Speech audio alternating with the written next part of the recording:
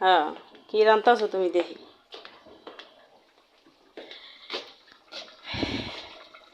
এই যে দেশি মুরগি গরুর মাংস মতন দেখা যাইতেছে কালার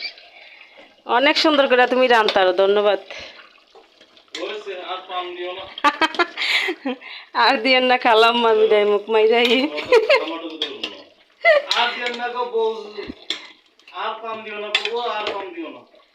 বেশি ফান দিলে ফুটে যাবে নাকি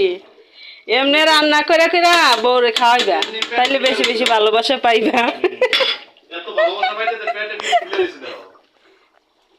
6 কেজি ওজনের মুরগি রান্না করলে একদম গরুর মাংস মতো লাগে আমি কাজে গেছি গে আর আমার জামাই রান্তাছে